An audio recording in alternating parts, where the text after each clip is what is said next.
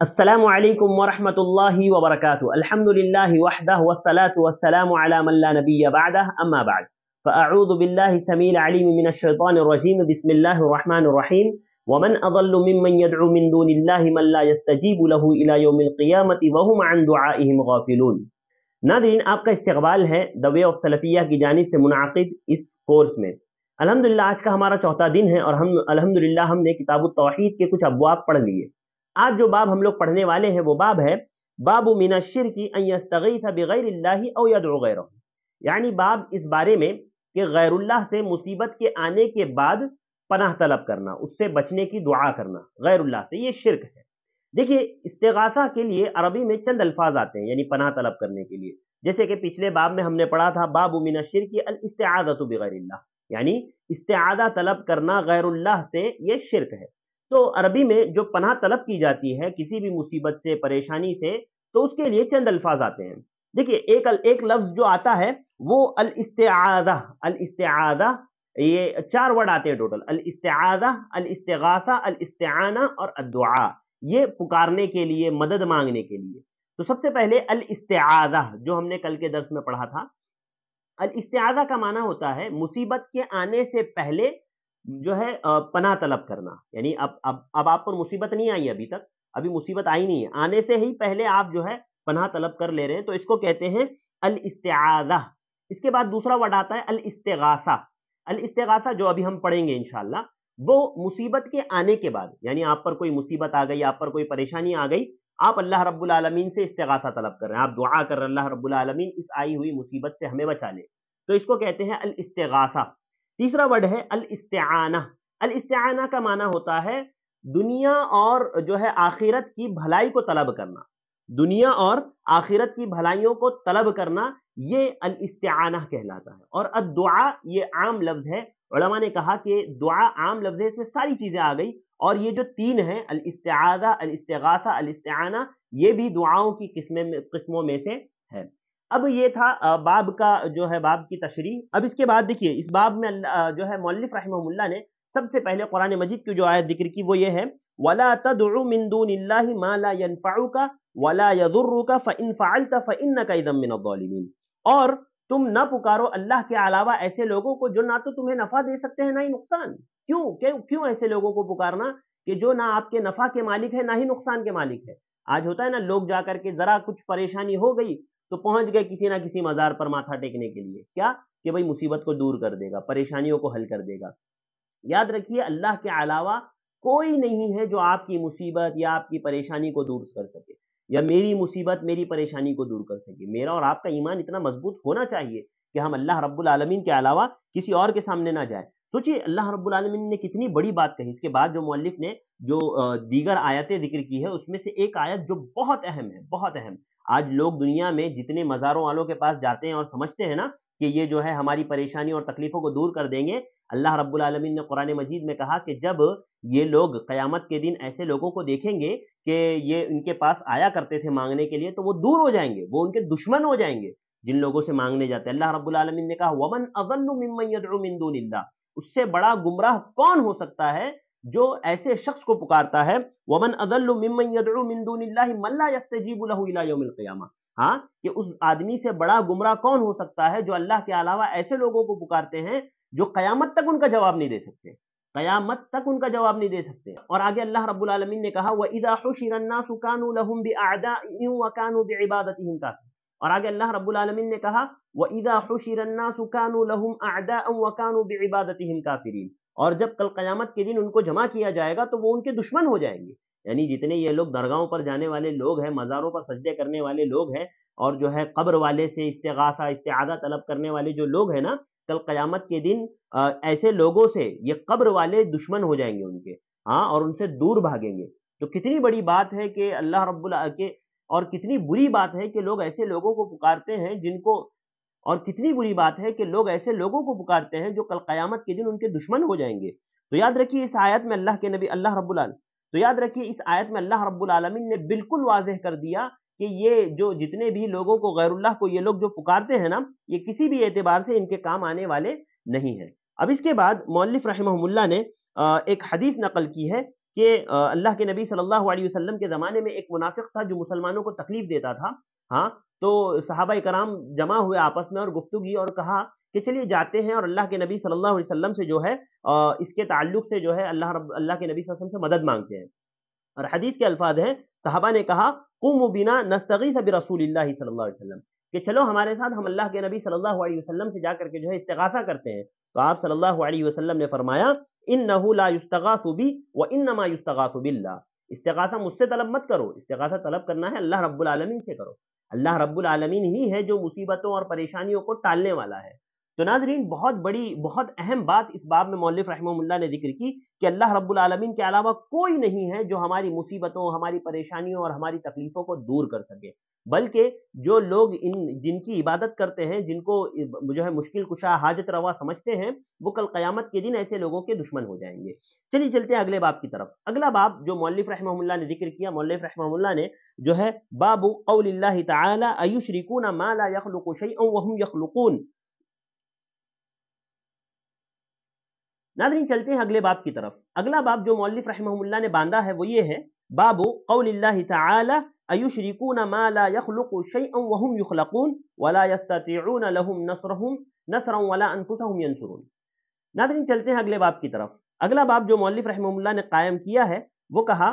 باب قول اللہ تعالی ایشرکون ما لا یخلق شیئا وهم یخلقون ولا یستطیعون لهم نصرا ولا انفسهم ینصرون. دیکھیے یہاں پر ایک بات غور کیجئے کہ مؤلف رحمہ اللہ نے باب کو قرآن کی آیت ہی کو باب بنایا. ناظرین چلتے ہیں اگلے باب کی طرف. اگلا باب جو مؤلف رحمہ اللہ نے قائم کیا ہے وہ ہے باب قول اللہ تعالی ایشرکون ما لا یخلق شیئا وهم یخلقون ولا یستطیعون لهم نصرا ولا انفسهم ینصرون. یہاں پر غور کیجئے مؤلف رحمہ اللہ نے قرآن کی آیت ہی کو باب بنا دیا ہے. تو یہاں پر مؤلف رحمہ اللہ کا ایک اسلوب پتہ چلتا ہے کہ اس کتاب کا جو انہوں نے کتاب کی جو تالیف کی ہے تو اس میں انہوں نے ایک اسلوب یہ اختیار کیا ہے کہ کبھی کبھی مؤلف رحمہ اللہ جو ہے قرآن کی آیت ہی کو باب بنا دیتے ہیں، قرآن کی آیت ہی کو باب بنا دیتے ہیں. اچھا اب انہوں نے یہ باب کیوں بنایا؟ تو مؤلف رحمہ اللہ کے اس باب کا مقصد یہ ہے، وہ اس باب کے ذریعے سے یہ بتانا چاہتے ہیں کہ آج کے دور میں مسلمانوں میں شرک کی کچھ ایسی شکلیں ہیں یا وہ شرک ہے جو شرک اللہ کے نبی صلی اللہ علیہ وسلم کے زمانے میں کفار اور مشرکین میں تھا. اس باب کو جو مؤلف رحمہ اللہ نے ذکر کیا ہے وہ یہ بتانے کے لیے کہ آج کے مسلمانوں میں کچھ شرک ایسا پایا جاتا ہے جو مکہ کے مشرکین میں پایا جاتا تھا. یعنی اللہ کے نبی صلی اللہ علیہ وسلم کے زمانے میں جو مشرکین ہوا کرتے تھے ان میں جس طرح کا یا جو شرک پایا جاتا تھا آج کے مسلمانوں میں بھی وہ شرک پایا جاتا ہے. وہ کیسے؟ دیکھیے اس کے چند اسباب ہیں. جیسے اس زمانے میں لوگ وہاں کے مشرکین لات عزا وغیرہ کو اللہ کا شریک ٹھہراتے تھے. آج بھی بہت سے مسلمان انبیاء اولیاء کو اللہ کا شریک ٹھہراتے ہیں. اولیاء کرام کو یہ سمجھتے ہیں کہ یہ بگڑی بنانے والے ہیں، یہ اولادیں دینے والے ہیں، یہ مرادیں پوری کرنے والے ہیں. تو جس طرح سے وہ لوگ لات و عزا کو اللہ کا شریک بناتے تھے اسی طرح سے آج کے بعد مسلمان اولیاء اور انبیاء کو اللہ کا شریک بناتے ہیں. اسی طرح ایک اور مماثلت جو ہے وہ تقرب کی ہے. یعنی اللہ کے نبی صلی اللہ علیہ وسلم کے زمانے میں جو مشرکین تھے وہ غیر اللہ کی عبادت اسی لیے کرتے تھے تاکہ وہ اللہ کا قرب حاصل کر سکے، وہ ان کے قریب ہو سکے. مؤلف رحمہ اللہ کا اس باب کو ذکر کرنے کا مقصد یہ ہے کہ اللہ کے نبی صلی اللہ علیہ وسلم کے زمانے میں جو مشرکین تھے ان میں جس طرح کا شرک پایا جاتا تھا آج بھی اس امت میں مسلمانوں میں اس طرح کا شرک پایا جاتا ہے. یعنی وہ جو مشرکین جس طرح سے اللہ رب العالمین کے ساتھ غیر اللہ کو شریک ٹھہراتے تھے، جس کیفیت کا یا جس نوعیت کا شرک ان میں پایا جاتا تھا اسی طرح کے بعد جو ہے شرکیہ اعمال اس امت میں بھی مسلمانوں میں پائے جاتے ہیں. وہ کیسے؟ دیکھیے اس کے چند اسباب ہیں. جیسے اس زمانے میں مشرکین اللہ کے نبی صلی اللہ علیہ وسلم کے زمانے کے مشرکین لات و عزا کی عبادت کیا کرتے تھے، وہ ان کو اللہ کا شریک ٹھہرایا کرتے تھے. اور آج کے مسلمان بھی بعض اولیاء اور انبیاء کو اللہ کا شریک ٹھہراتے ہیں. بعض اولیاء کو وہ جو ہے بگڑی بنانے والا سمجھتے ہیں، اولادیں دینے والا سمجھتے ہیں، مرادیں پوری کرنے والا سمجھتے ہیں. ہاں اور ان کو پکارتے ہیں، اللہ رب العالمین کا شریک ٹھہراتے ہیں. جیسے وہ شریک ٹھہراتے تھے یہ بھی شریک ٹھہراتے ہیں. اسی طرح سے ان لوگوں دوسرا سبب یہ ہے کہ وہ لوگ جو غیر اللہ کی عبادت کرتے تھے ان کا ایک مقصد ہوتا تھا تقرب کا، یعنی ان سے تقرب حاصل کرنا، ان سے قریب ہو جانا. جیسے قرآن مجید میں اللہ نے کہا نا، وہ لوگ کہتے تھے ما نعبدهم الا ليقربونا الى الله زلفا، کہ ہم لوگ ان کی عبادت نہیں کرتے مگر اس لیے کہ ہم ان کے قریب ہو جائیں، یعنی ان کی قربت حاصل کریں، ان کے تقرب حاصل کریں۔ تو آج کے بہت سے مسلمان بھی غیر اللہ کو اسی لیے پکارتے ہیں تاکہ وہ قربت حاصل کر سکے، تاکہ وہ اللہ کے قریب ہو سکے، تاکہ وہ ان کے قریب ہو سکے۔ لہذا یہ دوسرا سبب۔ اور تیسرا یہ کہ دونوں انجام کے اعتبار سے برابر ہے، وہ بھی شرک کر رہے ہیں جہنم میں جائیں گے، یہ بھی شرک کر رہے ہیں تو جہنم میں جائیں گے، اگر اسی پر موت ہو جائے تو شرک اکبر پر۔ تو یہ بتانا مقصود ہے مؤلف رحمہ اللہ کا اس باب کے ذریعے سے۔ اس کے بعد جو ہے اس میں سب سے پہلے اللہ رب العالمین کا ایک قول، جو اللہ رب العالمین قرآن مجید کی ایک آیت مؤلف رحمہ اللہ نے ذکر کی اور فرمایا ایشرکون ما لا یخلق شیئا وهم یخلقون ولا یستطیعون لهم نصرا ولا انفسهم ینصرون۔ کیا تم ایسے لوگوں کو، کیا وہ ایسے لوگوں کو اللہ کا شریک ٹھہراتے ہیں کہ جنہوں نے کچھ بھی پیدا نہیں کیا، جنہوں نے کوئی چیز پیدا نہیں کی بلکہ وہ تو خود پیدا کیے گئے ہیں۔ اور اسی طرح جو ہے دوسری آیت میں اللہ رب العالمین نے کہا والذین تدعون من دونہ ما یملکون من قطمیر، کیا ایسے لوگوں کو پکارتے ہیں وہ کہ جو کھجور کی گٹھلی کے اوپر جو چھلکا ہوتا ہے نا، اتنی بہترین مثال اللہ رب العالمین نے دی ہے۔ کہا کھجور آپ نے دیکھا ہوگا، کھجور آپ کبھی ابھی غور نہیں کیا تو آپ نے کیجئے کہ کھجور آپ جو توڑیں گے اس کے اندر سے جو گٹھلی نکلتی ہے اس کے اوپر ایک پتلا سا چھلکا ہوتا ہے۔ اللہ رب العالمین نے کہا وہ اس چھلکے کے بھی مالک نہیں ہے، وہ اس چھلکے کے بھی مالک نہیں ہے، ایسے لوگوں کو پکارتے ہیں جس کی کوئی طاقت نہیں، کوئی قوت نہیں۔ ہاں، اور اسی طرح اس باب میں مؤلف رحمہ اللہ نے یہ بھی ذکر کیا ہے کہ جو لوگ اللہ کے نبی صلی اللہ علیہ وسلم کو نفع و نقصان کا مالک سمجھتے ہیں، مؤلف رحمہ اللہ نے ان کا بھی رد کیا اور کہا کہ اللہ کے نبی صلی اللہ علیہ وسلم خود سے کوئی نفع و نقصان کے مالک نہیں ہے۔ ہاں، وہ سب اللہ رب العالمین کے مرضی پر منحصر ہے، اللہ رب العالمین ہی کی مدد سے، اللہ رب العالمین ہی کے ذریعے سے ساری چیزیں ہوتی ہے۔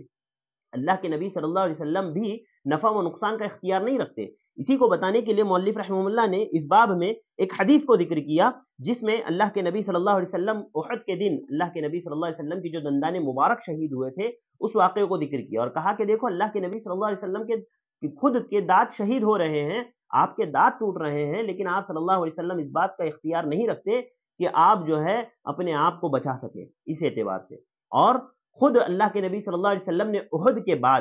کے بعد اللہ کے نبی صلی اللہ علیہ وسلم نے جو ہے اس جنگ کے بعد 3 لوگوں پر بد دعائیں کی تھی۔ وہ حدیث بھی مؤلف رحمہ اللہ نے ذکر کی کہ آپ نماز فجر کے بعد، نماز فجر میں آپ صلی اللہ علیہ وسلم نماز فجر میں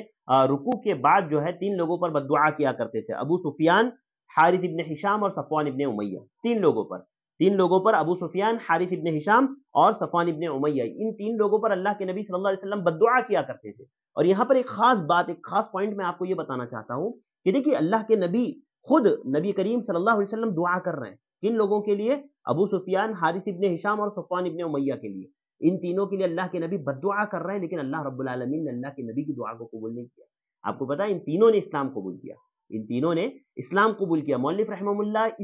اس حدیث کو لا کر کے یہ بات بتلانا چاہتے ہیں کہ دیکھیے اللہ کے نبی صلی اللہ علیہ وسلم کی اللہ رب العالمین اس اعتبار سے دعا نہیں قبول کر رہا۔ اللہ رب العالمین نے کہا لیس لک من الامر شیء، اللہ کے نبی صلی اللہ علیہ وسلم آپ اس معاملے میں کوئی اختیار نہیں رکھتے، لہذا اللہ کے نبی صلی اللہ علیہ وسلم کی دعا کو اللہ رب العالمین اس معاملے میں قبول نہیں کر رہا ہے۔ اور ان تینوں نے جن کے لیے اللہ کے نبی صلی اللہ علیہ وسلم نے بد دعائیں کی تھی، اللہ کے نبی صلی اللہ علیہ وسلم نے ان کے لیے بد دعا مانگی تھی، انہوں نے اسلام قبول کر لیا، تو اللہ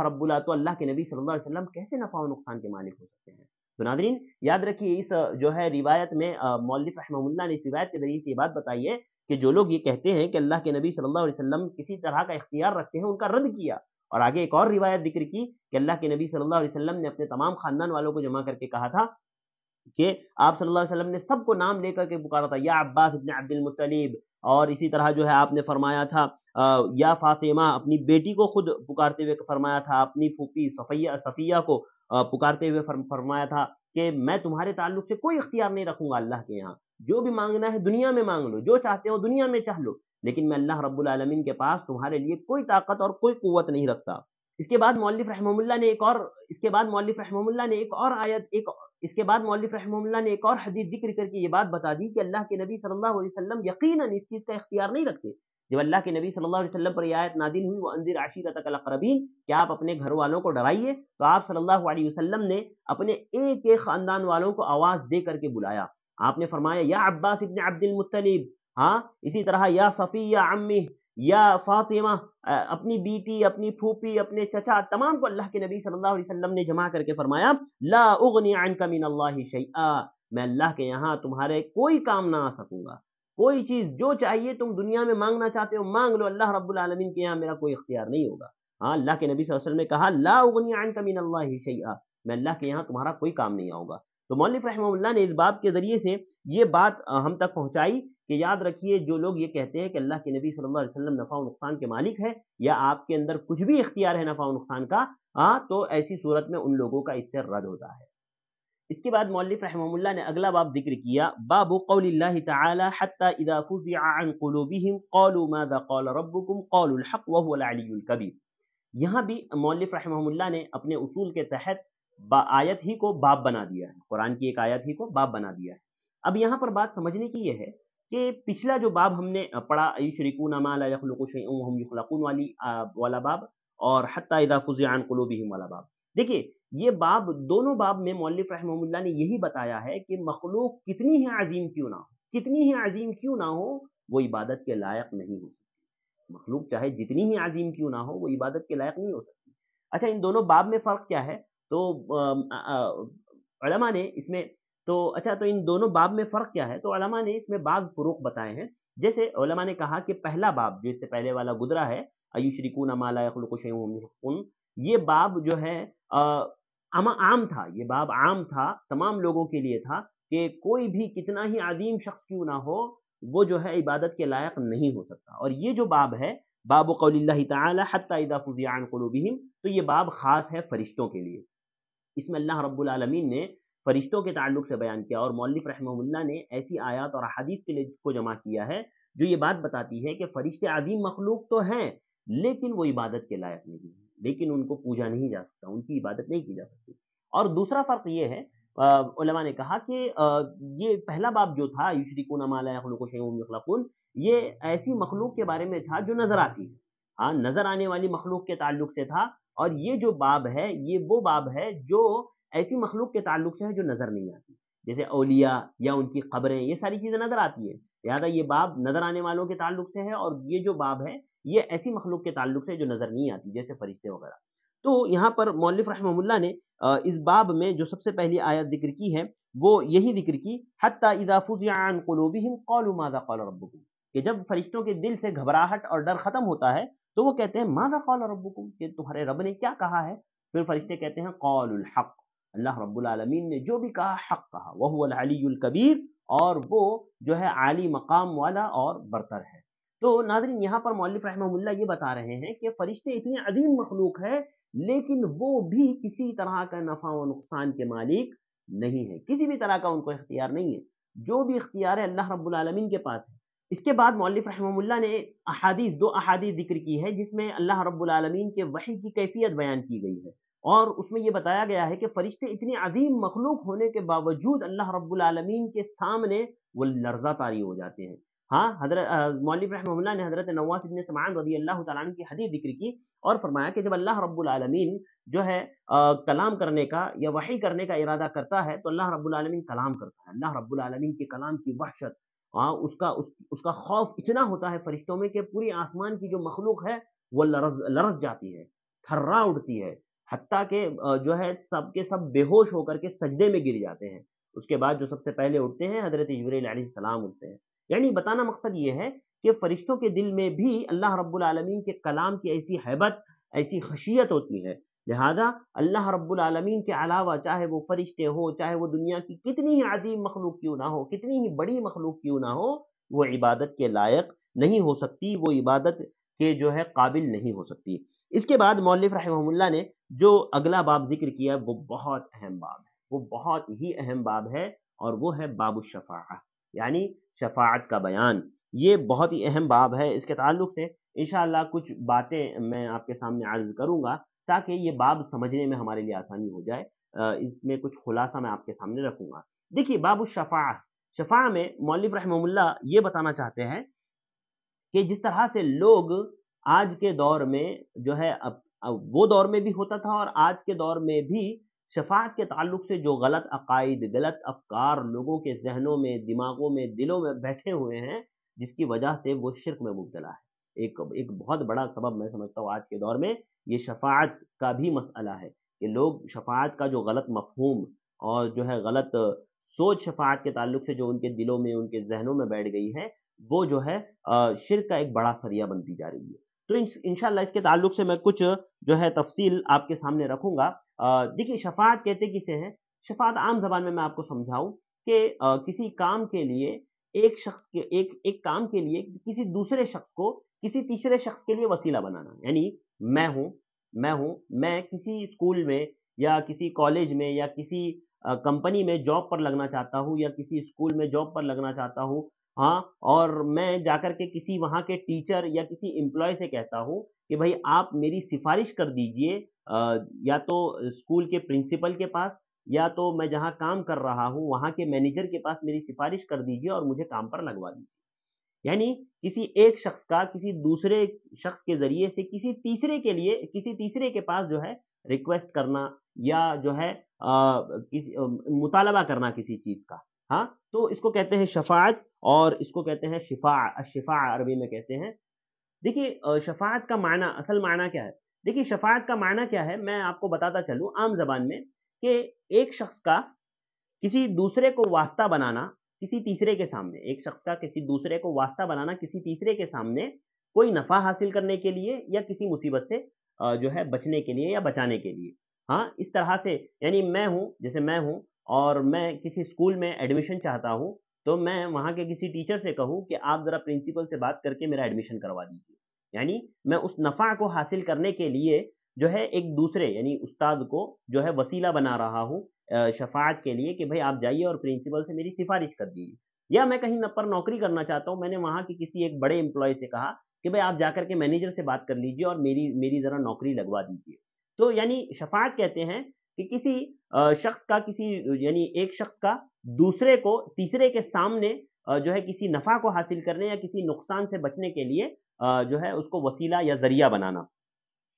اس امت میں گمراہی کا ایک اہم سبب شفاعت کا نہ سمجھنا ہے۔ مولوی رحمہ اللہ نے اس باب کو کیوں قائم کیا تو اس کی چند وجوہات علماء نے گنائی ہے۔ سب سے پہلا تو یہ کہ اس امت میں ایک شرک کا ایک بڑا ذریعہ اور شرک کا ایک بڑا سبب یہ ہے شفاعت کے صحیح معنی و مفہوم کو نہ سمجھنا۔ اسی طرح سے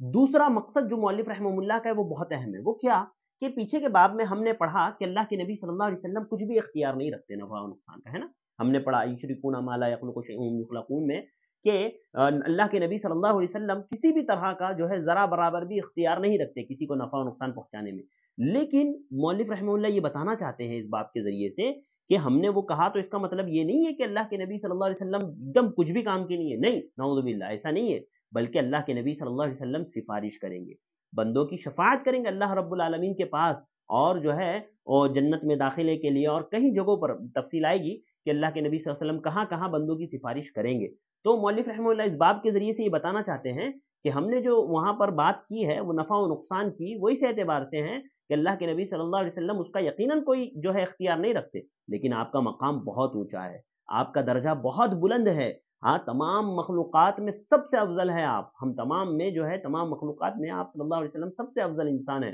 انبیاء میں سب سے افضل نبی ہے، لہذا آپ اللہ رب العالمین کے پاس جو ہے سفارش ضرور کریں گے۔ اس کے علاوہ اس باب کے ذریعے سے مؤلف رحمہ اللہ دو فرقوں پر جو ہے رد کرنا چاہتے ہیں۔ سب سے پہلے خوارج اور معتزلہ کا رد کرنا چاہتے ہیں اس وجہ سے کہ وہ ان کا عقیدہ یہ ہے کہ مرتکب کبیرہ، یعنی جو کبیرہ گناہ کا مرتکب ہے وہ خالداً مخلداً جہنم میں رہے گا، یعنی ہمیشہ ہمیشہ وہ جہنم میں رہے گا، وہ کبھی جہنم سے نہیں نکلے گا۔ مرتکب کبیرہ یعنی کبیرہ گناہ کا مرتکب، یہ خوارج اور معتزلہ کا عقیدہ ہے، اس پر جو ہے مؤلف رحمہ اللہ نے رد کیا ہے۔ اسی طرح سے ان لوگوں پر رد کیا ہے جو شفاعت کا غلط معنی مراد لیتے ہیں اور اس کو بہت ہی زیادہ بڑا چڑھ کر کے پیش کرتے ہیں، یعنی آدمی جو چاہے وہ اس کی سفارش کر سکتا ہے۔ مثال کے طور پر لوگ جو سمجھتے ہیں کہ اولیاء فلاں کا دامن پکڑ کے ہم جو ہے جنت میں داخل ہو جائیں گے، یا قیامت کے دن کیا کریں گے، فلاں کا دامن پکڑ لیں گے۔ کسی نے بہت ہی خوب کہا کہ وہاں پر کوئی دامن نہیں ہوگا، ہاں، اللہ کے نبی صلی اللہ علیہ وسلم نے حضرت عائشہ سے کہا تھا نا کہ عوراتن غراتن، کہ وہاں پر جو ہے سب ننگے بدن،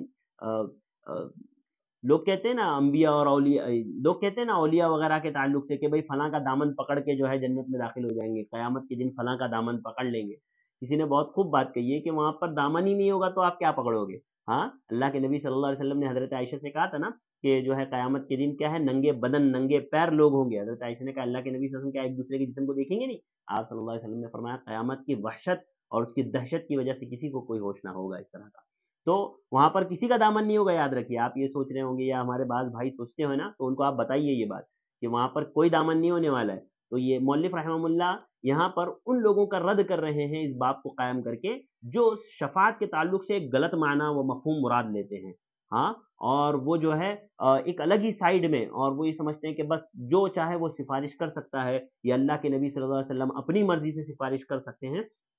تو ایسے لوگوں پر بھی مؤلف رحمہ اللہ نے جو ہے اس میں رد کیا ہے.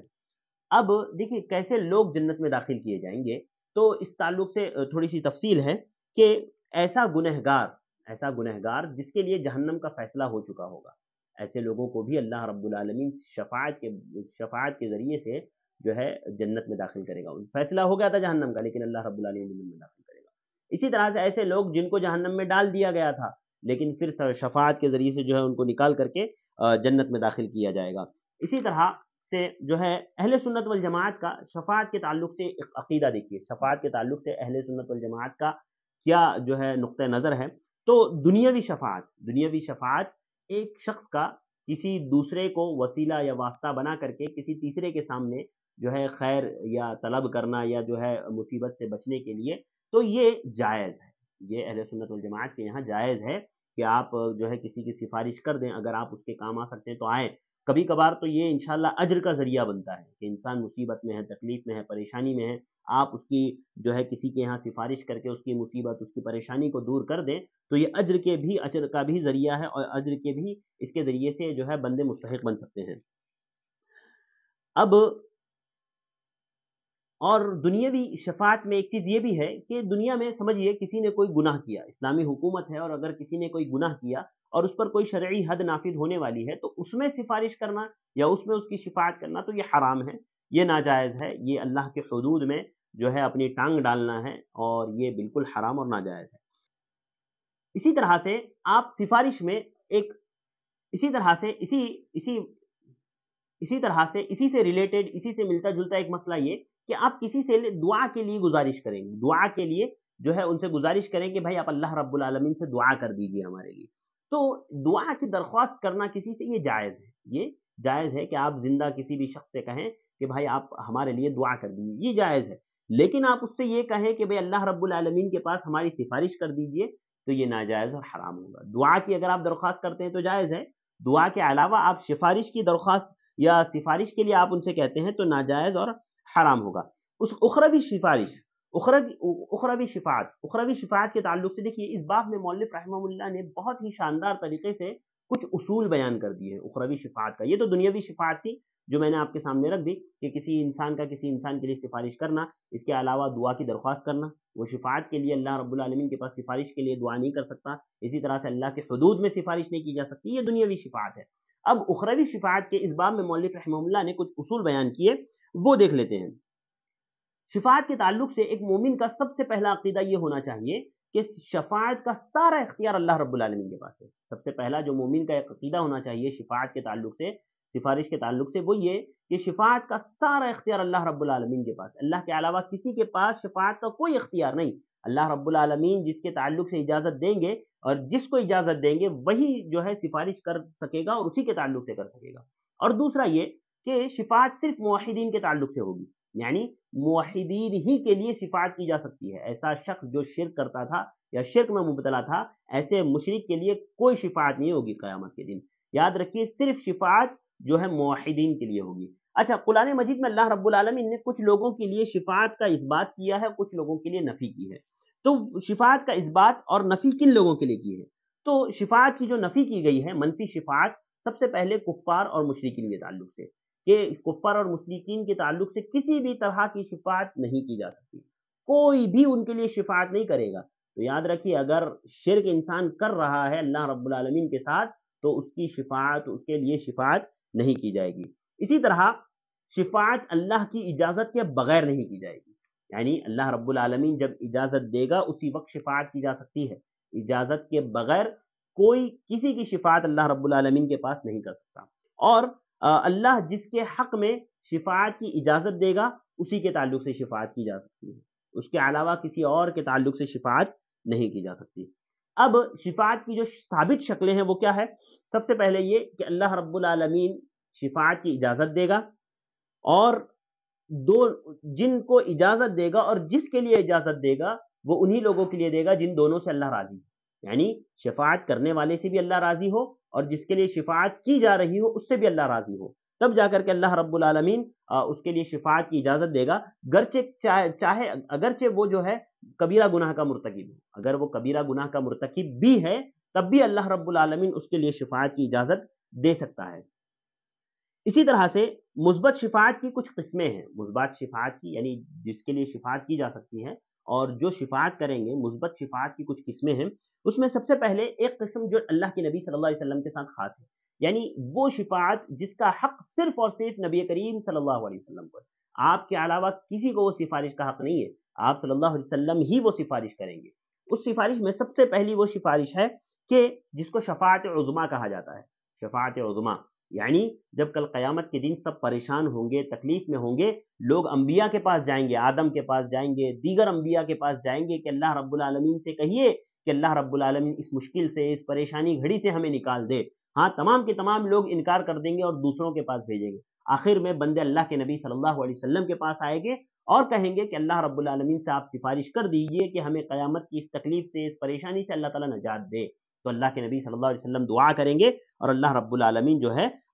آپ کی دعا سے لوگوں کو نجات دے گا۔ اب دوسری شفاعت جو اللہ کے نبی صلی اللہ علیہ وسلم کریں گے وہ ان لوگوں کے حق میں کریں گے جن کے لیے جنت کا فیصلہ ہو چکا ہوگا، یعنی جنت کا ان کے لیے فیصلہ ہو چکا ہے، وہ ابھی جنت میں داخل نہیں ہوئے ہیں، اللہ کے نبی صلی اللہ علیہ وسلم ان کے جنت میں داخلے کے لیے سفارش کریں گے۔ اللہ اکبر! تو یاد رکھیے، میں اور آپ اللہ کے نبی صلی اللہ علیہ وسلم کی شفاعت کے بغیر جنت میں داخل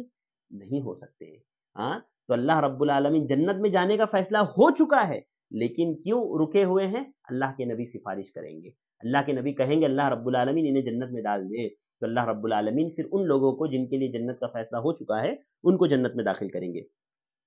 اسی طرح سے جو ہے ابو طالب اللہ کے نبی صلی اللہ علیہ وسلم کے چچا، دیکھیے مشرکین میں صرف ایک شخص جو مختص ہے جس میں عذاب کی کمی کے لیے اللہ کے نبی صلی اللہ علیہ وسلم کی شفاعت قبول کی جائے گی، وہ آپ کے چچا کے حق میں، ابو طالب کے حق میں شفاعت قبول کی جائے گی، وہ بھی صرف اور صرف عذاب کی کمی کے لیے اور کسی چیز کے لیے نہیں۔ یہ بھی اللہ کے نبی صلی اللہ علیہ وسلم کے ساتھ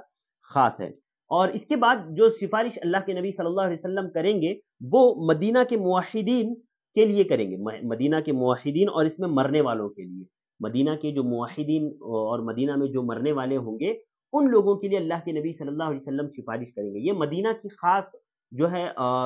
ایک فضیلت ہے مدینہ کی، اللہ کے نبی صلی اللہ علیہ وسلم کے شہر کی، کہ جہاں پر مرنے والوں کے لیے جو موحدین ہوں گے وہاں پر مرنے والے موحد کے لیے اللہ کے نبی صلی اللہ علیہ وسلم کل قیامت کے دن سفارش کریں گے۔ تو 4 قسم کی شفاعت ہے جو اللہ کے نبی صلی اللہ علیہ وسلم کے ساتھ خاص ہے۔ ایک شفاعت عظمیٰ جو کل قیامت کے لیے اللہ کے نبی صلی اللہ علیہ وسلم کریں گے، اسی طرح سے اپنے چچا ابو طالب میں کے لیے جو ہے عذاب میں تخفیف کے لیے، اسی طرح سے جو ہے جنتیوں کو جنت میں داخل کروانے کے لیے، اسی طرح سے جو ہے مدینہ میں مرنے والے کے لیے جو موحد ہوگا مدینہ میں وفات پائے گا تو ایسے شخص کے لیے بھی جو ہے اللہ کے نبی صلی اللہ علیہ وسلم شفاعت کریں گے۔ اچھا، اب ایک شفاعت کی ایک قسم ہوگی جو تمام کے لیے عام ہوگی، جو انبیاء ہے یا غیر انبیاء ہے یا فرشتے ہیں ان تمام کے لیے عام ہوگی۔ وہ کیا کہ جہنم کے مستحق کے لیے، یعنی ایسا شخص جس کے لیے جہنم کا فیصلہ ہو چکا ہے، جہنم کا فیصلہ ہو چکا ہے، بس ابھی جہنم میں ڈالنے کی دیر ہے، تو ایسے شخص کے لیے انبیاء یا فرشتے یا اس کے علاوہ جن لوگوں کے لیے اللہ رب العالمین نے شفاعت کی اجازت دی ہے، ایسے لوگ شفاعت کریں گے اور انہیں جو ہے جہنم کا جب فیصلہ ہو چکا تھا انہیں جنت میں داخل کروائیں گے۔ اسی طرح سے ایسے کچھ لوگ ہوں گے جن کو جہنم میں ڈال دیا گیا ہوگا، ایک تو جہنم کا فیصلہ ہوا تھا جہنم میں ڈالے نہیں، ان کے لیے شفاعت ہو گئی، دوسرا جہنم میں ڈال دیے گئے ہیں، ہاں جہنم کا فیصلہ ہوا ان کو جہنم میں بھی ڈال دیا گیا، ان کے لیے بھی شفاعت کی جائے گی، چاہے انبیاء ہو یا غیر انبیاء ہو، جن کے لیے بھی اجازت دے گا اللہ رب العالمین، وہ شفاعت کریں گے، ان کی شفاعت کی وجہ سے انہیں جنت میں داخل کیا جائے گا۔ تیسرا، جنتیوں کے درجات کی بلندی کے لیے جو ہے شفاعت کی جائے گی اور ایسے لوگوں کی شفاعت بھی اللہ رب العالمین قبول کرے گا۔ تو ناظرین، یہ تھا شفاعت کے تعلق سے تھوڑا سا تفصیل، کیونکہ یہ باب بہت اہم ہے اسی لیے میں نے شفاعت کی تفصیل آپ کے سامنے رکھ دی ہے۔ امید کرتا ہوں آپ ان چیزوں کو ذہن میں رکھیں گے۔ اس کے بعد اللہ رب العالمین نے جو قرآن مجید کی آیتیں جو ہے اس میں ذکر کی، اس کے بعد جو اس کے بعد مؤلف رحمہ اللہ نے اس باب میں جو قرآنی آیت ذکر کی ہے وہ اسی تعلق سے ہے. میں 2-3 آیتیں صرف پڑھ دیتا ہوں، اس کے بعد ہم اگلے باب کی طرف جائیں گے. اللہ رب العالمین نے فرمایا قل للہ الشفاعۃ جمیعا، اے محمد صلی اللہ علیہ وسلم آپ کہہ دیجئے کہ ہر قسم کی شفاعت جو ہے اللہ کے اختیار میں ہے، کسی اور کے اختیار میں نہیں، اللہ رب العالمین کے اختیار میں. ہر طرح کی شفاعت جو ہے اللہ رب العالمین کے اختیار میں. اسی طرح سے مؤلف رحمہ اللہ نے جو دوسری آیت ذکر کی، من ذا الذی یشفع عندہ الا باذنہ، کون ہے جو اللہ رب العالمین کے سامنے اس کی اجازت کے بغیر شفاعت کر سکے؟ کوئی نہیں کر سکتا. آپ یہ کہیں گے بھائی اللہ کے نبی، ہم میلاد منائیں گے تو اللہ کے نبی ہمارے لیے شفاعت کر دیں گے؟ نہیں، جب تک اللہ رب العالمین اجازت نہیں دے گا کوئی بھی ایسا شخص نہیں ہے جو ہے شفاعت طلب کر سکتا ہو یا شفاعت اللہ رب العالمین کے بعد. حتیٰ کہ اللہ رب العالمین مؤلف رحمہ اللہ نے اس باب میں آیات کے بعد ایک حدیث ذکر کی ہے جو کافی اہم حدیث ہے اور اس باب میں وہ بہت اہمیت رکھتی ہے. وہ کیا کہ اللہ کے نبی صلی اللہ علیہ وسلم جب شفاعت کا موقع آئے گا نا تو ڈائریکٹ سفارش نہیں کریں گے، بلکہ آپ صلی اللہ علیہ وسلم سجدے میں گر جائیں گے،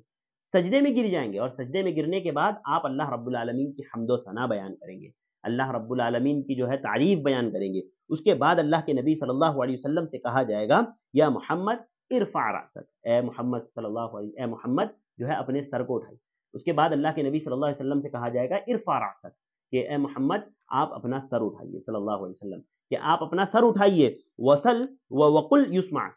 اور کہیے آپ کی بات سنی جائے گی، آپ کہیے آپ کی بات سنی جائے گی. وصل تعطا، آپ مانگیے آپ کو دیا جائے گا. ہاں، آپ شفاعت کیجیے آپ کی شفاعت قبول کی جائے گی. یعنی جب اللہ رب العالمین اجازت دے گا شفاعت کے وقت بھی اللہ کے نبی صلی اللہ علیہ وسلم اللہ کی اجازت کا انتظار کریں گے، اور اجازت ملنے کے بعد ہی اللہ کے نبی صلی اللہ علیہ وسلم کسی کی سفارش کر پائیں گے. اور یاد رکھیے اس میں ایک اہم بات وہ یہ بھی کہ جو لا الہ الا اللہ خلوص دل سے کہتا ہے، اللہ کے نبی صلی اللہ علیہ وسلم من قال لا الہ الا اللہ خالصا من قلبہ دخل الجنہ، کہ جو لا الہ الا اللہ کا اقرار کرے گا خلوص دل کے ساتھ، اگرچہ وہ کبیرہ گناہ کا مرتکب ہی کیوں نہ ہو، وہ ضرور ضرور جنت میں داخل ہوگا، یا تو اپنی سزا مکمل کرنے کے بعد یا کسی کی سفارش کے ذریعے سے وہ جو ہے ضرور جنت میں داخل ہوگا. تو ناظرین یہ شفاعت کے تعلق سے کچھ خاص باتیں جو مؤلف رحمہ اللہ نے ذکر کی تھی وہ میں نے آپ کے سامنے رکھ دی. اس کے بعد مؤلف رحمہ اللہ نے اگلا باب ذکر کیا، باب قول اللہ تعالی انک لا تہدی من احببت. یہاں پر بھی مؤلف رحمہ اللہ نے ایک قرآن کی ایک آیت کو باب بنا دیا. جیسے کہ آپ کا اسلوب ہے، آپ کا طریقہ ہے کہ آپ کبھی کبھی جو ہے قرآنی آیات کو باب بنا دیتے ہیں، تو اسی طرح سے یہاں پر بھی آپ نے جو ہے قرآنی آیت کو باب بنا دیا ہے. اس باب کا مقصد یہ ہے، یہ بتانا چاہتے ہیں مؤلف رحمہ اللہ اس کے ذریعے سے کہ دنیا میں کوئی بھی انسان چاہے کتنا ہی بڑے درجے کا کیوں نہ ہو، کتنا ہی متقی کیوں نہ ہو، کتنا ہی پرہیزگار کیوں نہ ہو، کتنا ہی اچھا انسان کیوں نہ ہو، وہ جس کو چاہے اس کو ہدایت نہیں دے سکتا. اللہ کی توفیق کے بغیر کسی کو بھی کوئی ہدایت نہیں دے سکتا. ہاں، آپ چاہیں آپ کے والد ہو، آپ کے دوست ہو، آپ کے بھائی ہو، آپ کا کوئی قریبی رشتہ دار ہو، آپ چاہتے ہو کہ اس کو ہدایت مل جائے، صرف آپ کے چاہنے سے کچھ نہیں ہو سکتا جب تک کہ اللہ رب العالمین کی توفیق نہ ہو. اللہ رب العالمین نہ چاہے کوئی کسی کو ہدایت نہیں دے سکتا. اس باب میں مؤلف رحمہ اللہ نے ایک حدیث کو ذکر کیا ہے جو بہت اس باب کے تحت مؤلف رحمہ اللہ نے ایک واقعے کو ذکر کیا ہے جو بہت اہم واقعہ ہے اس باب میں، کہ اللہ کے نبی صلی اللہ علیہ وسلم کے چچا ابو طالب کی جب وفات کا وقت قریب آیا تو ان کے پاس، ابو طالب کے پاس اللہ کے نبی صلی اللہ علیہ وسلم بھی تھے، اور اللہ کے نبی صلی اللہ علیہ وسلم کے ساتھ مکہ کے قریش کے دو سردار، ہاں، عبداللہ بن ابی امیہ اور ابو جہل. عبداللہ بن ابی امیہ اور ابو جہل جو ہے ابو طالب کے پاس بیٹھے ہوئے تھے. اللہ کے نبی صلی اللہ علیہ وسلم نے اپنے چچا ابو طالب سے کہا یا عمی قل لا الہ الا اللہ کلمۃ احاج لک بها عند اللہ، کہ اے میرے چچا آپ لا الہ الا اللہ کا اقرار کر لیجئے، آپ لا الہ الا اللہ کہہ لیجئے. یہ ایک ایسا کلمہ ہے کہ اس کے ذریعے سے میں اللہ رب العالمین کے پاس آپ کے لیے سفارش کروں گا، آپ کے لیے جو ہے اس کے ذریعے سے حجت قائم کروں گا. تو اللہ کے نبی صلی اللہ علیہ وسلم نے جب یہ بات کہی تو آپ کے پاس، اللہ کے نبی صلی اللہ علیہ وسلم کے چچا کے پاس جو دو ان کے دوست بیٹھے ہوئے تھے، عبداللہ بن ابی امیہ اور ابو جہل، تو ان لوگوں نے کہا کہ اے ابو طالب کیا تو جو ہے اپنے باپ دادا کے دین سے پھر جائے گا؟ ابو طالب نے کہا نہیں، میں اپنے باپ دادا کے دین سے نہیں پھروں گا. اتنے میں ابو طالب کی وفات ہو جاتی ہے. اس کے بعد اللہ کے نبی صلی اللہ علیہ وسلم کہتے ہیں کہ میں اس وقت تک آپ کے لیے استغفار کرتا رہوں گا جب تک کہ منع نہ کر دیا جائے. اس کے بعد اللہ رب العالمین نے آیت نازل فرمائی ما کان للنبی والذین آمنوا ان یستغفر للمشرکین، کہ کسی نبی کے لیے جائز نہیں ہے کہ وہ جو ہے کسی مشرک کے لیے تو استغفار کریں گرچہ وہ اس کا قریبی رشتہ دار ہی کیوں نہ ہو. دیکھیے یہ جو حدیث ہے اس سے بہت ہی اہم باتیں ہمیں سمجھ میں آتی ہے. سب سے پہلے تو یہ کہ اس میں ایک ان لوگوں کا رد ہوتا ہے جو یہ کہہ دیتے ہیں کہ لا الہ الا اللہ صرف زبان سے کہہ دینا کافی ہے، زبان سے صرف لا الہ الا اللہ کہہ دینا کافی ہے، جو ہے دل سے اقرار کرنا اس کے لیے ضروری نہیں ہے۔ تو ان لوگوں پر رد ہوتا ہے کہ لا الہ الا اللہ صرف زبان سے کہہ دینا کافی نہیں، بلکہ اس پر عمل بہت، اس کو جو ہے دل سے ماننا اور اعضاء و جوارح سے اس کو کر کر کے دکھانا، یہ زیادہ بہت اہم ہے۔ صرف لا الہ الا اللہ جو ہے زبانی، صرف لا الہ الا اللہ جو ہے زبانی دعویٰ انسان کے لیے کافی نہیں ہوگا۔ اسی طرح سے ایک اور جو اہم بات اس سے معلوم ہوتی ہے وہ یہ کہ دیکھیے یہاں پر مکہ کے مشرکین لا الہ الا اللہ کا جو معنی وہ مفہوم ہے نا، وہ مکہ کے مشرکین جانتے تھے۔ اس لیے نا جب اللہ کے نبی صلی اللہ علیہ وسلم نے اپنے چچا سے کہا کہ آپ لا الہ الا اللہ کا اقرار کر لیجئے، تو ان مشرکین نے جو آپ کے چچا کے پاس بیٹھے ہوئے تھے ان لوگوں نے کہا کہ کیا تم جو ہے ابو طالب، تم جو ہے اپنے باپ دادا کے دین سے جو ہے منہ موڑ لو گے؟ تو یعنی وہ لا الہ الا اللہ کا معنی و مفہوم جانتے تھے، وہ جانتے تھے کہ اگر اس نے لا الہ الا اللہ کا اقرار کر لیا تو اس کے لیے تمام معبودان باطلہ کی عبادت باطل ہو جائے گی، یعنی وہ جو ہے معبودان باطلہ کی عبادت نہیں کر سکتا، وہ اللہ کے علاوہ کسی کے سامنے سر نہیں جھکا سکتا، وہ جو ہے تمام معبودوں کا انکار کرنے والا ہو جاتا ہے۔ یعنی وہ یہ بات سمجھتے تھے، لا الہ الا اللہ کا معنی و مفہوم مکہ کے مشرکین سمجھتے تھے۔ کتنے افسوس کی بات ہے کہ آج مسلمان نہیں سمجھتے اس کے معنی و مفہوم کو، اور وہ اللہ کے ساتھ ساتھ غیر اللہ کی بھی عبادت کرتے ہیں، ہاں معنی و مفہوم کو نہیں سمجھتے، جبکہ مکہ کے مشرکین سمجھتے تھے۔ اسی طرح سے اس سے ایک اور اہم بات وہ یہ معلوم ہوتی ہے کہ انسان کو اچھی صحبت اختیار کرنی چاہیے، اچھے دوست بنانے چاہیے۔ دیکھیے یہ ابو طالب کی بری صحبت کا اثر، برے دوستوں کا اثر تھا کہ وہ ایمان کی دولت سے محروم رہ گئے۔ ہاں آخری ٹائم پر جب جان جا رہی ہے، موت کا وقت قریب ہے، ہاں جو ہے فرشتے دروازے پر کھڑے ہیں روح قبض کرنے پر، ایسے موقعوں پر بری دوستی کس طرح سے گمراہ کرتی ہے، ہاں بری صحبت انسان کو کس طرح سے بگاڑتی ہے۔ مؤلف رحمہ اللہ نے فیہ مسائل میں ان کو ذکر کیا ہے کہ بری صحبت انسان کی پر جو ہے کتنا اثر رکھتی ہے۔ اسی لیے کہتے ہیں نا المرء علی دین خلیلی، کہ انسان اپنے دوست کے دین پر ہوتا ہے۔ تو آپ دیکھو کہ آپ کس کے ساتھ دوستی کر رہے ہو، لہذا مجھے اور آپ کو چاہیے کہ ہم دوست سوچ سمجھ کر کے بنائیں، جیسے کہ اس طرح سے اللہ کے نبی کے چچا کو گمراہ کرنے کے ذریعہ بنے دوست ان کے، تو اس طرح کے دوست ہم گمراہ کرنے والے یا ہمیں گمراہ کرنے والے ایسے دوست ہم ہرگز نہ بنائیں۔ تو ناظرین یہ اس باب کے تحت کچھ باتیں تھیں جو میں نے آپ کے سامنے ذکر کی۔ چلتے ہیں اگلے باب کی طرف۔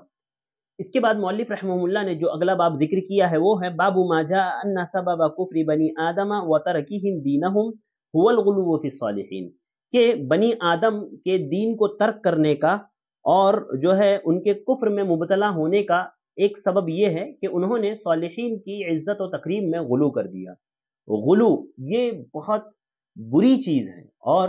شرک کا ایک بہت بڑا سبب ہمارے یہاں بھی آج کے دور میں بھی جو ایک بہت بڑا سبب پایا جاتا ہے وہ کسی کی عزت میں، کسی کی تعظیم میں حد سے زیادہ بڑھ جانا، غلو کرنا، کسی کی شان میں غلو کرنا۔ آج دیکھیے جو لوگ انبیاء یا اولیاء کو پکارتے ہیں تو وہ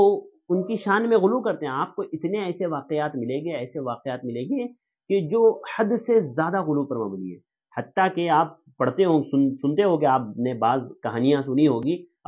شیخ عبد القادر جیلانی وغیرہ کے تعلق سے، کہ ایک شخص مر گیا، اس کے گھر پر جو ہے اس کی ماں آئی، بچہ مر گیا، اس کی ماں آئی اور جو ہے آ کر کے شکایت کی جو ہے عبد القادر جیلانی صاحب کے والد صاحب سے۔ تو عبد القادر جیلانی صاحب گئے اوپر جو ہے جہاں پر رجسٹر میں نام لکھا ہوا تھا بچے کا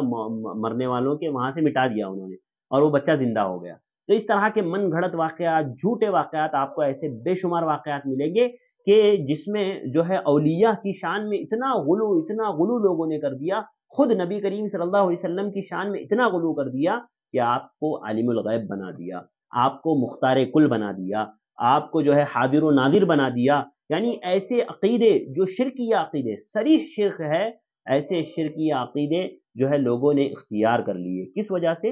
غلو کی وجہ سے۔ مؤلف رحمہ اللہ نے یہاں پر اس بات کو اسی وجہ سے قائم کیا اور یہ بتانا چاہا اس باب کے ذریعے سے کہ اس امت میں جو شرک کے اسباب ہے اس میں سے ایک بڑا سبب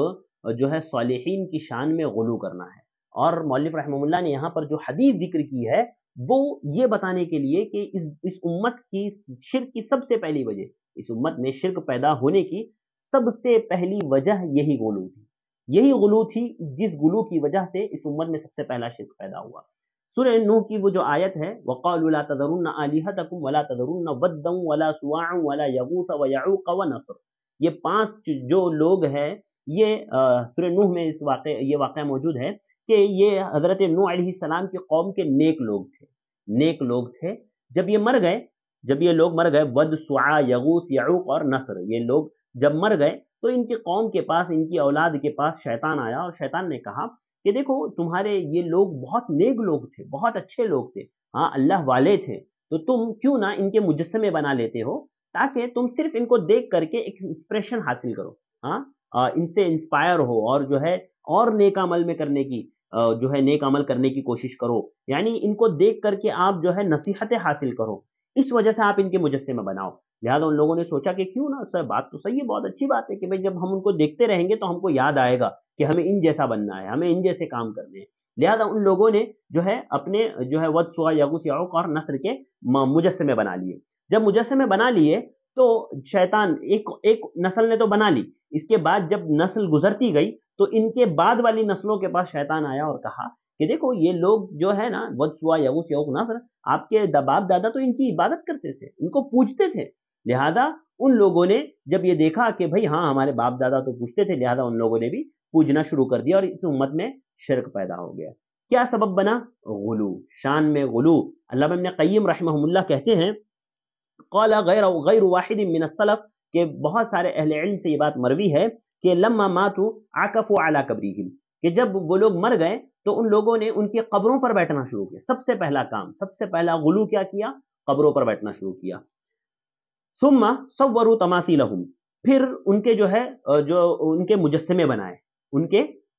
بنائے. یہ انہوں نے دوسرا غلو کیا، دوسری بدعت کی، دوسرا غلو کیا ان کی شان میں. ثم طال علیہم الامد فعبدوہم، پھر جب تھوڑی کچھ مدت گزر گئی تو پھر ان کی عبادت کی جانے لگی. تو یاد رکھیے اس امت میں شرک کا جو سب سے پہلا سبب بنا، سب سے پہلے جو شرک کی ابتدا ہوئی وہ غلو کی وجہ سے ہوئی. اور آج بھی لاکھوں لوگ جو ہے شرک کرتے ہیں، کروڑوں لوگ شرک کرتے ہیں اسی غلو کی وجہ سے. انبیاء کی شان میں غلو، اولیاء کی شان میں غلو. ہاں اسی لیے اللہ کے نبی صلی اللہ علیہ وسلم نے فرمایا تھا ایاکم والغلو فانما هلك من كان قبلكم الغلو، کہ تم غلو کرنے سے بچو، کسی کی بھی شان میں حد سے تجاوز. جو حد اللہ رب العالمین نے متعین کی ہے بس اتنا ہی رکھو، کیوں آپ اسے آگے لے جاتے ہو؟ کیا ضرورت ہے آپ کو؟ دیکھیے ہم اہل السنہ والجماعہ ہے، اور اہل السنہ والجماعہ ہر چیز میں وسط میں ہے، ہم امت وسط ہے. ہر چیز میں ہم نہ تو کسی کی شان میں بہت زیادہ غلو کر کے انہیں چڑھاتے ہیں، نہ ہی کسی کی شان گھٹا کر کے انہیں جو ہے کمتر بناتے ہیں، بلکہ ہم جو مقام اللہ رب العالمین نے جس کا جو مقام دیا ہے انزل الناس منازلہم کے تحت ہم جو ہے ہر ایک کو اس کا مقام و مرتبہ دیتے ہیں.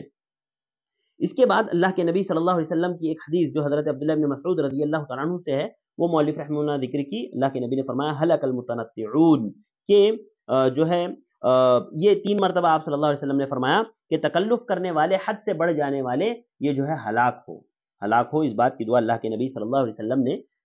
3 بار کی. تو مؤلف رحمہ اللہ نے یہ باب قائم کر کے بہت سی اہم باتیں میرے اور آپ کے سامنے رکھ دی کہ یہ غلو بہت ہی زیادہ بری چیز ہے. اور یاد رکھیے غلو کے تعلق سے کچھ اور باتیں ہیں جو میں آپ کے سامنے رکھ دوں. بعض غلو ایسے ہوتے ہیں جو اسلام سے خارج کر دینے والے ہوتے ہیں، اور بعض غلو ایسے ہوتے ہیں جو اسلام سے خارج جیسے نہیں کرتے. مثال کے طور پر وہ غلو جو اسلام سے خارج نہیں کرتا ہے، اب لوگ میلاد مناتے ہیں، اللہ کے نبی صلی اللہ علیہ وسلم کا میلاد مناتے ہیں، تو یہ بھی آپ کی شان میں ایک طرح کا غلو ہے، لیکن غلو اور بدعت ہے. لیکن اس غلو کی وجہ سے ہم یہ نہیں کہیں گے کہ بھئی وہ اسلام سے خارج ہو گئے یا وہ جو ہے اسلام سے باہر نکل گئے. لیکن اگر کوئی غلو میں اس حد تک بڑھ جائے کہ وہ غیر اللہ کے لیے عالم الغیب کا دعویٰ کرنے لگے، یا وہ غیر اللہ کے لیے بذاتی ہی یعنی بذاتی ہی اسی کی ذات سے نفع و نقصان کا جو ہے عقیدہ رکھنے لگے، تو ایسی صورت میں یاد رکھیے یہ خارج عن الملہ ہے، یہ شرک ہے، شرک اکبر ہے. لہذا ایسا شخص اسلام سے خارج ہو جائے گا، اسلام سے باہر ہو جائے گا. لہذا جب کبھی ہم غلو دیکھیں گے تو سب سے پہلے اس کی نوعیت، اس کی کیفیت دیکھیں گے، اس کے بعد اس غلو پر حکم لگے گا. اور یاد رکھیے حکم جب لگایا جاتا ہے نا تو عمومی حکم لگایا جاتا ہے. ہم تکفیر معین کے قائل نہیں ہیں، ہم کسی کی جو ہے معین کر کے کسی کی تکفیر نہیں کرتے کہ فلاں کافر ہو گیا ہے، نہیں، وہ بڑے علماء کا کام ہے، وہ لوگ دیکھتے ہیں، وہ لوگ کرتے ہیں. ہمارا کام یہ ہے کہ ہم کسی بھی عمل پر جو ہے حکم لگاتے ہیں. اگر وہ میلاد مناتا ہے غلو میں یا اس طرح کا کوئی عمل کرتا ہے تو ہم یہ نہیں کہیں گے اسلام سے خارج ہو گیا، لیکن اگر وہ عالم الغیب ہونے کا دعویٰ کرتا ہے کسی کے تعلق سے، جیسے اللہ رب العالمین عالم الغیب ہے، یا بذاتی خود اس کی ذات سے، کسی کی ذات سے نفع و نقصان کا جو ہے وہ عقیدہ رکھتا ہے، تو ہم یہ کہیں گے بھائی یہ عمل خارج عن الملہ والا ہے، یہ شرک اکبر ہے اور یہ اسلام سے خارج کر دینے والا ہے۔ اب غلو کسی بھی حال میں ہو، یعنی شریعت کے کسی بھی حصے میں غلو ہو وہ حرام ہے، چاہے غلو عبادات میں ہو، چاہے غلو ذکر و اذکار میں، ذکر و اذکار میں بھی غلو ہوتا ہے، پتہ ہے آپ کو؟ آپ نے دیکھا ہوگا بعض جو ہے ٹی وی وغیرہ پر بھی بتایا جاتا ہے یا سوشل میڈیا پر بھی آپ نے دیکھا ہوگا کہ بعض صوفیہ جو ہے ذکر و اذکار میں غلو کرتے ہیں، کیسے؟ ہو ہو ہو کا ذکر کرتے ہیں، ایسا ذکر جو اللہ کے نبی صلی اللہ علیہ وسلم سے ثابت نہیں ہے، جو آپ نے نہ بتایا نہ سکھایا، ایسا کوئی ذکر نہیں ہے، وہ ہاں ہو کے ذکر کرتے ہیں، لہذا یہ غلو ہے، یہ ذکر میں غلو ہے۔ اسی طرح بعض لوگ عقیدے میں غلو کرتے ہیں، عقیدے میں کس طرح کا غلو کرتے ہیں؟ جیسے دیکھیے مرجیہ نے عقیدے میں اس طرح سے غلو کیا، اس طرح سے غلو کیا، کہا کہ لا الہ الا اللہ کا اقرار کر دینے کے بعد اب آدمی کو کوئی چیز نقصان نہیں پہنچے گی، یعنی اگر آپ نے لا الہ الا اللہ کا اقرار کر لیا نا، تو اب آپ اس کے بعد شراب پیئے، آپ اس کے بعد چوری کیجئے، آپ اس کے بعد کوئی بھی ایسا عمل کیجئے جو ہے گناہ ہے یا شرک اکبر یا گناہ اکبر ہے۔ دیکھیے بعض لوگوں نے عقیدے میں بھی غلو کیا، عقیدے میں غلو کیسے؟ دیکھیے مرجیہ، میں آپ کو بتا دوں، مرجیہ یہ کہتے ہیں کہ لا الہ الا اللہ کا، یہ ایک فرقہ ہے، یہ ایک گروہ ہے جو کہتا ہے کہ لا الہ الا اللہ کا اقرار کر دینے کے بعد اب کوئی بھی چیز آپ کو نقصان نہیں پہنچا سکتی، آپ چاہے شراب پیو، آپ چاہے چوری کرو، آپ کا ایمان کم ہوگا ہی نہیں، آپ کا لیول، یعنی ایک آدمی جو گنہگار ہے اس کا لیول اور حضرت ابو بکر کے ایمان کا لیول دونوں ایک ہے، نعوذ باللہ، کیسے ہو سکتا ہے؟ ایک گنہگار شخص جو شرابی ہے، جوا کھیلنے والا ہے، جو چوری کرنے والا ہے، ایسے شخص کا ایمان، جبکہ وہ لا الہ الا اللہ کا اقرار کرتا ہے، ایسے شخص کا ایمان اور ابو بکر کا ایمان برابر ہے۔ تو یہ غلو ہے، یہ مرجیہ نے، فرقہ مرجیہ نے یہ غلو کیا اور کہا کہ ان دونوں کا جو ہے ایمان برابر ہے، اس میں کوئی کمی نہیں ہوتی، یعنی لا الہ الا اللہ کے اقرار کرنے کے بعد آپ جو بھی کریں، لہذا ایسے لوگ بھی گمراہ ہیں غلو میں۔ تو غلو چاہے عبادات میں ہو، غلو چاہے جو ہے ذکر و اذکار میں ہو، غلو چاہے عقیدے میں ہو، ہر طرح کا غلو حرام ہے۔ یاد رکھیے بہت سارے لوگ اس طرح کے غلو کرتے ہیں۔ دیکھیے آپ نے دیکھا ہوگا مکہ وغیرہ جب آپ جاتے ہیں تو جمرہ عقبہ کو جب پتھر ماری جاتی ہے، کنکریاں ماری جاتی ہیں، تو اللہ کے نبی صلی اللہ علیہ وسلم نے جب جمرہ عقبہ کو کنکریاں ماری تھی تو آپ نے کہا تھا کہ دیکھو میں کیا کنکریاں مار رہا ہوں، یعنی محدثین نے کہا ہے اس حدیث سے استدلال کرتے ہوئے، جمرہ عقبہ والی حدیث سے، کہ اللہ کے نبی صلی اللہ علیہ وسلم نے اس میں یہ بتایا ہے کہ تم اتنی ہی کنکریاں لے کر کے مارو، اتنی ہی بڑی کنکریاں لے کر کے مارو جتنی میں لے کر کے مار رہا ہوں، اس سے زیادہ بڑی بھی کنکری مت لو۔ آج ہمارے یہاں لوگ جاتے تو کیا کرتے ہیں، شیطان کو مار رہے ہیں کہہ کر کے وہ چپلیں مارتے ہیں، وہ بڑے بڑے پتھر مارتے ہیں، جبکہ یاد رکھیے یہ غلو ہے، یہ بھی ایک طرح کا غلو ہے، ایسا عمل نہیں کرنا چاہیے۔ تو غلو کسی بھی نوعیت کا ہو، عمل کے کسی بھی حصے میں غلو ہو، وہ حرام ہے، وہ ناجائز ہے۔ بعض غلو ایسے ہیں جو شریعت سے نکال دینے والے ہیں، بعض غلو ایسے ہیں جو شریعت سے نہیں نکالتے لیکن اس کے باوجود وہ غلو جو ہے حرام ہے۔ تو ناظرین یہ تھا باب جو میں نے آپ کے سامنے ذکر کیا کہ اس امت میں جو غلو دین کے چھوڑنے کا سبب اور جو ہے کفر میں مبتلا ہونے کا، اس باب کو جو میں نے آپ کے سامنے ذکر کیا کہ لوگوں کے دین کو چھوڑنے کا سبب اور کفر میں مبتلا ہونے کا سبب صالحین کے شان میں، ان کی عزت و تکریم میں غلو کرنا ہے۔ چلیے چلتے ہیں اگلے باب کی طرف۔ اس کے بعد مؤلف رحمہ اللہ نے جو اگلا باب ذکر کیا ہے وہ باب ہے باب ما جاء من التغلیظ فی من عبد اللہ عند قبر رجل صالح فکیف اذا عبدہ۔ باب مؤلف رحمہ اللہ نے یہ قائم کیا ہے کہ کسی قبر کے پاس بیٹھ کر کے اللہ رب العالمین کی عبادت کرنا اتنا سنگین جرم ہے، اتنی سختی اس کے لیے برتی گئی ہے، تو سوچئے اس آدمی کا کیا حال ہوگا جو ڈائریکٹ غیر اللہ کی عبادت کرے۔ یعنی اللہ کے نبی صلی اللہ علیہ وسلم نے خود اللہ رب العالمین نے کسی بزرگ کی قبر کے پاس یا کسی بھی نیک شخص کی قبر کے پاس اللہ کی عبادت سے منع کیا ہے، اللہ کی عبادت سے منع کیا ہے، تو سوچئے جو آدمی کسی غیر اللہ کی عبادت کرے تو ڈائریکٹ تو اس کا کیا حال ہوگا۔ یاد رکھیے قبر یہ جو ہے شرک کی طرف لے جانے کے ذرائع میں سے ایک اہم ذریعہ ہے قبر، اور اللہ کے نبی صلی اللہ علیہ وسلم کی احادیث کا جب ہم مطالعہ کرتے ہیں قبر کے تعلق سے تو ہمیں پتہ چلتا ہے کہ آپ صلی اللہ علیہ وسلم نے قبر، یعنی قبر سے جو شرک کا جو فتنہ ہے قبر کے ذریعے سے، اس فتنے کا سد باب کر دیا۔ آپ نے قبر کے تعلق سے اتنے احکامات بتا دیے کہ جو ہے اس شرک تک پہنچنے کا جو وسیلہ ہے، جو ذریعہ ہے قبر، اس کا آپ نے سد باب کر دیا۔ وہ کیسے؟ دیکھیے آپ صلی اللہ علیہ وسلم نے قبر کو ایک بالش سے اونچی کرنے سے منع کر دیا، یعنی آپ ایک بالش سے اونچی قبر نہیں بنا سکتے۔ آپ دیکھیے لوگوں نے اتنی بڑی بڑی قبریں بنا دی ہے کہ جس کو ہم کہہ نہیں سکتے، ایک بالش ایک ایک ہاتھ سے لمبی قبریں ہیں، نعوذ باللہ۔ کتنے افسوس کی بات ہے کہ ہم مکمل اللہ کے نبی کی مخالفت پہ اڑے ہیں کہ نہیں ہم مخالفت کریں گے۔ جب آپ نے کہا اللہ کے نبی صلی اللہ علیہ وسلم نے ایک بالش سے قبر کو اونچی نہ بنائی جائے تو لوگ اس سے اونچی اونچی بناتے، تو آپ صلی اللہ علیہ وسلم نے قبر کو جو ہے ایک بالش سے اونچی کرنے سے منع کر دیا۔ اسی طرح سے آپ نے قبر پر لکھنے سے منع کر دیا، قبر پر آپ نے عمارت بنانے سے منع کر دیا، قبر پر بیٹھنے سے منع کر دیا، یعنی جتنے کام، یعنی جتنی چیزیں تھیں، جتنے ذرائع تھے قبر کی طرف، قبر کی پوجا کی طرف، قبر کی عبادت کی طرف لے جانے کے، آپ صلی اللہ علیہ وسلم نے ان سارے ذرائعوں کو، سارے راستوں کو بند کر دیا۔ اس کے باوجود بھی کتنے افسوس کی بات ہے کہ لوگ کس طرح سے جو ہے شرک میں پڑے ہوئے ہیں۔ ناظرین اس باب میں مؤلف رحمہ اللہ نے سب سے پہلے تو یہ بتایا کہ قبر یہ شرک کی طرف لے جانے کا ایک بہت بڑا سبب ہے، شرک کی طرف لے جانے کا ایک بہت بڑا ذریعہ ہے۔ ساتھ ہی ساتھ مؤلف رحمہ اللہ نے یہ بھی بتایا کہ اللہ کے نبی صلی اللہ علیہ وسلم نے شرک کی طرف لے جانے والے جتنے ذرائع تھے ان سارے ذرائعوں کو اللہ کے نبی صلی اللہ علیہ وسلم نے بند کر دیا۔ مثلا آپ صلی اللہ علیہ وسلم نے قبر کو ایک بالش سے اونچی رکھنے سے منع کیا۔ آج کتنے لوگ ہیں جو قبروں کو ایک ایک ہاتھ اونچی بناتے ہیں، یعنی بس اڑے ہیں کہ اللہ کے نبی صلی اللہ علیہ وسلم کی ہر حالت میں مخالفت کرنا ہے۔ ناظرین یاد رکھیے یہ بہت بری چیز ہے کہ قبروں کا ہم اللہ کے نبی صلی اللہ علیہ وسلم کی مخالفت کریں ہمارے عمل کے ذریعے سے۔ تو اللہ کے نبی صلی اللہ علیہ وسلم نے ایک بالش کو قبر کو جو ہے ایک بالش اونچی کرنے سے منع فرما دیا، ایک بالش سے اونچی۔ اسی طرح سے آپ صلی اللہ علیہ وسلم نے قبر پر لکھنے سے منع کر دیا، اسی طرح سے آپ صلی اللہ علیہ وسلم نے قبر پر بیٹھنے سے منع کر دیا، اسی طرح سے آپ صلی اللہ علیہ وسلم نے قبروں پر عمارت بنانے سے منع کر دیا۔ تو مؤلف رحمہ اللہ نے اس باب میں یہ بھی ذکر کیا ہے کہ اللہ کے نبی صلی اللہ علیہ وسلم نے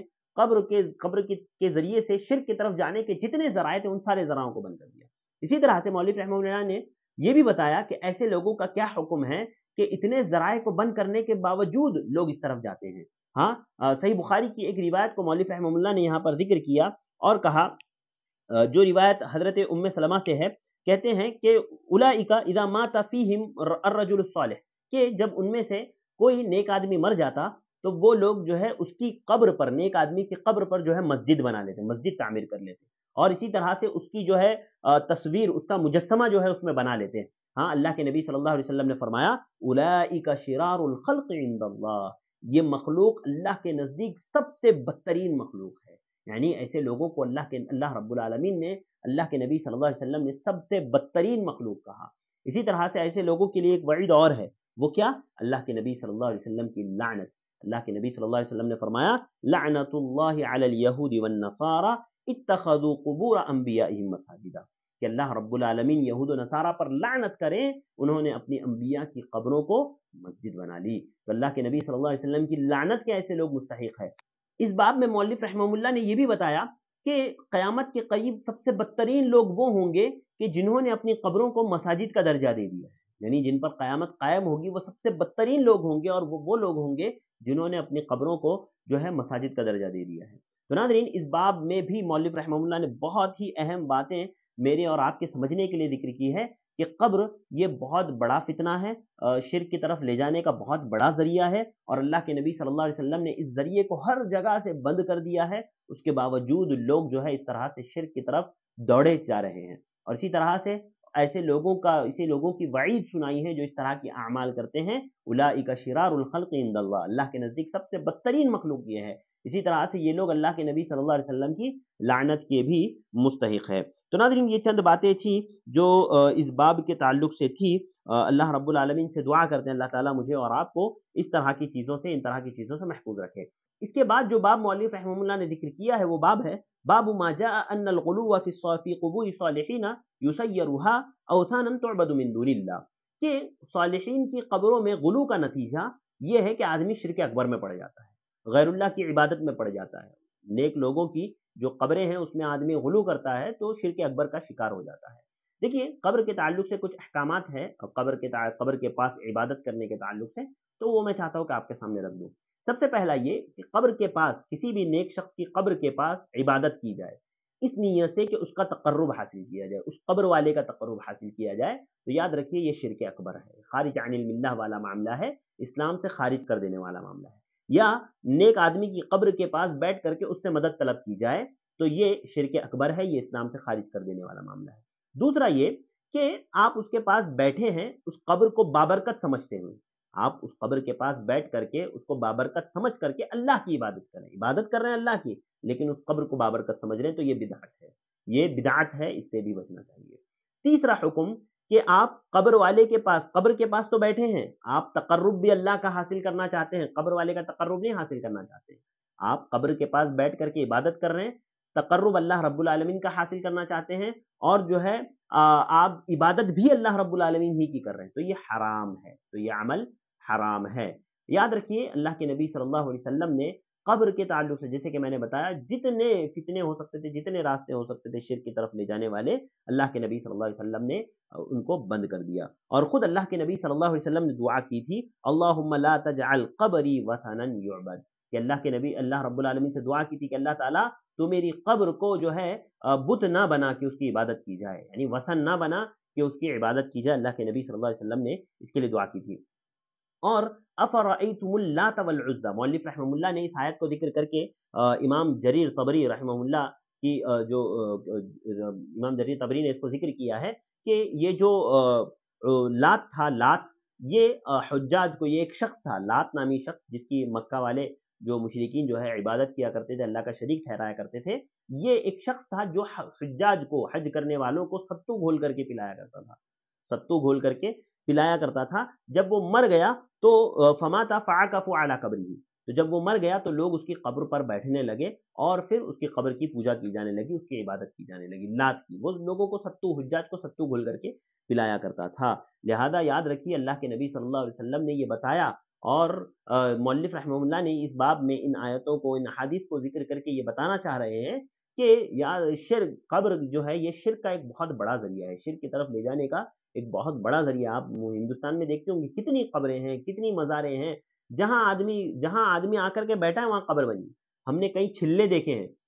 ہم نے ایک چھلا گلبرگے میں دیکھا تھا، محبوب سبحانی چھلا۔ جب میں وہاں پر گیا میں نے پوچھا بھائی یہ کس چیز کا معاملہ ہے، تو کہا کہ محبوب سبحانی یہاں آ کر کے بیٹھے تھے۔ تو وہ جو بیٹھے تھے تو ان کے بیٹھنے سے اور قبر کا کیا تعلق ہے بھائی؟ وہاں پر قبر بنی ہوئی ہے، وہاں پر جو ہے مزار بنی ہوئی ہے پوری، تو یہ کیا ہے؟ یہ سمجھ، اللہ جانے، اللہ رحم کرے ایسے لوگوں پر، اور اللہ رب العالمین امت مسلمہ کو شرک سے بچائے کہ کس طرح سے جو ہے قبر کی وجہ سے لوگ شرک کے فتنے میں مبتلا ہے۔ تو ناظرین میں آپ سے گزارش کروں گا کہ آپ بھی لوگوں کو روکیں، ان کو بچائیں شرک جیسی آفات اور بلاءات سے۔ اللہ رب العالمین جو ہے بلاؤں سے اور شرک جیسے آفات سے اللہ تعالی ہمیں محفوظ رکھے۔ اور یہ تھا ہمارا باب، وقت چونکہ ہمارے پاس ختم ہو چکا ہے، تو آج کے لیے بس اتنا ہی۔ انشاءاللہ اگلا جو باب ہے ہمارا وہ کافی اہم ہے، انشاءاللہ وہ ہم لوگ کل کے درس میں پڑھیں گے۔ تو ناظرین آج کے لیے بس اتنا ہی، مجھے دیجیے اجازت، انشاءاللہ کل پھر ملاقات ہوگی، اگلے ابواب کو انشاءاللہ ہم لوگ پڑھیں گے، اور اب جتنا پڑھیں اس سے تیزی سے ہم لوگ انشاءاللہ پڑھیں گے، لیکن باب کا خلاصہ میں جو ہے آپ کے سامنے رکھنے کی کوشش کروں گا۔ اللہ تعالیٰ سے دعا ہے اللہ تعالیٰ مجھے اور آپ کو عمل کی توفیق عطا فرمائے، آمین، وآخر دعوانا الحمد للہ رب العالمین۔ السلام علیکم ورحمۃ اللہ وبرکاتہ۔